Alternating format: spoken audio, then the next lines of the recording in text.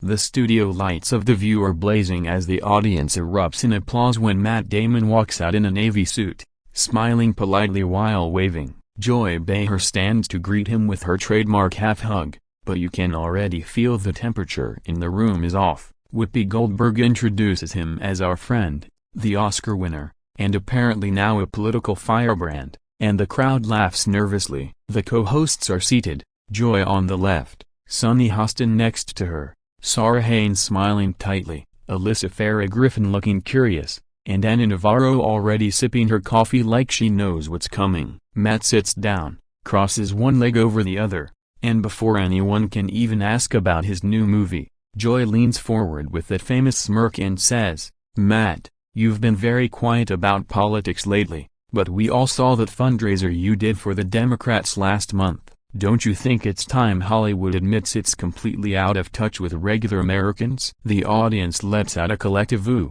Matt's smile fades for half a second, he adjusts his microphone, and answers calmly, "Joy, I grew up in South Boston working construction with my dad every summer. I think I know a few regular Americans." The crowd claps, but Joy isn't done. She fires back, "That was 50 years ago, Matt. Now you fly private and live in a $20 million mansion. Come on." The tension is instant, cameras zoom in, and the commercial break music almost plays early, but Whoopi waves it off because she knows this is ratings gold. Matt leans back in his chair, lets out a small laugh that isn't really a laugh, and says, "Joy, I'm not gonna sit here and let you shame me for working 35 years to provide for my family. That's actually the most anti-working class thing I've heard in a long time." The audience gasps so loud you can hear it on the hot mix. Sunny Hostin tries to jump in with statistics about income inequality, but Matt holds up one finger and keeps his eyes locked on Joy. "You want to talk about being out of touch? This show has been on the air 27 years telling women how to think,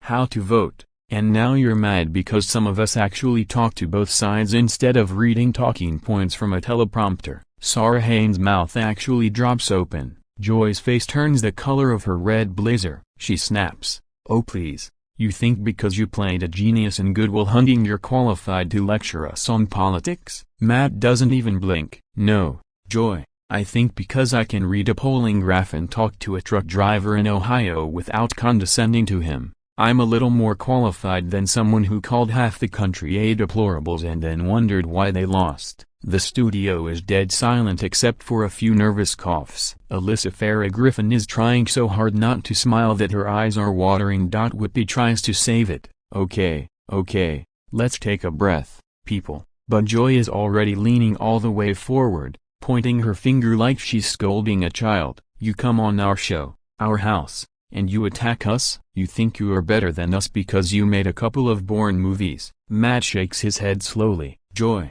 I'm not attacking you. I'm responding to you attacking me first. You started this 2 minutes into the segment. I haven't even mentioned my movie yet." The camera cuts to Anna Navarro who just mutters a Dios mío under her breath. Joy keeps going. "You people in Hollywood lecture us about climate change while flying private jets to Davos." Matt fires right back. "Joy, I drive a hybrid.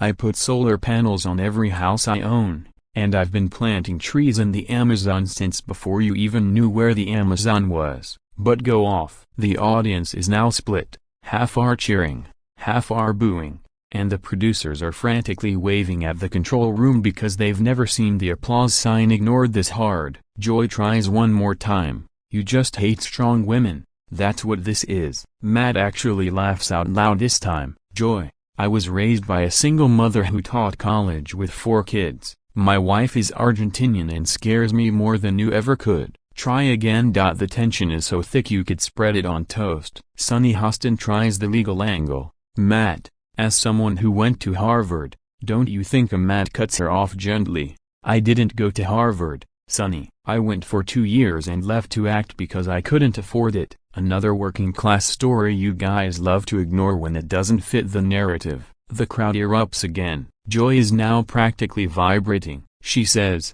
"Oh, here we go with the victim card." Matt looks almost sad for her. "Joy, the only victim card being played here is you acting like asking basic questions about open borders or boys and girls sports makes someone a bigot. That's not strength, That's intellectual laziness. Whippy is banging the table. We gotta go to break. We gotta go to break.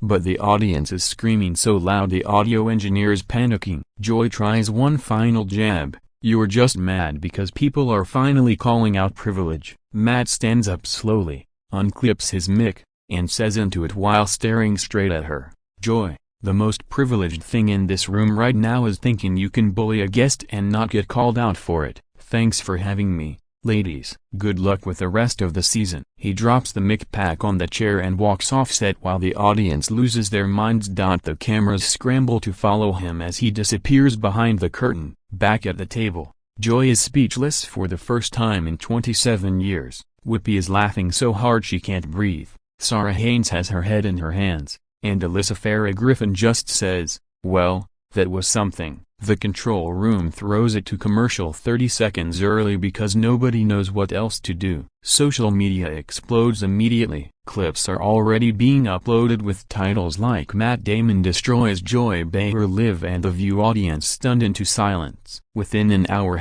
Matt Damon walks off is trending #1 worldwide. Conservative accounts are calling it the greatest television moment since Reagan said I am paying for this microphone. Liberal accounts are screaming that he's a traitor to the cause and should never be invited back. The View's official X account posts a bland "We thank Matt Damon for joining us today" and gets ratioed into oblivion. Meanwhile Matt is already in a car service posting a simple photo of himself holding a Dunkin' coffee with the caption "Still good while hunting for common sense. South Boston loves you all." It gets 12 million likes in 6 hours. By the next morning every late-night host has a monologue about it. SNL is rewriting their cold open, and The View opens with Joy claiming she was ambushed and that Matt's team knew the questions in advance, a claim his publicist immediately calls completely fabricated. Ratings for that episode hit the highest in 8 years. ABC quietly sends flowers to Matt's house with a note that says please come back anytime. A broken bar maybe warn us first. Joy spends the next week doubling down on every platform,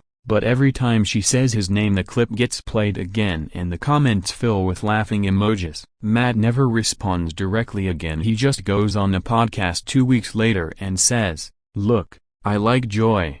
I've known her for years. But sometimes when somebody swings at you in your own house, you swing back." That's it. And that's how one 7-minute segment becomes the moment people still talk about years later whenever someone says the words The View and Meltdown in the same sentence.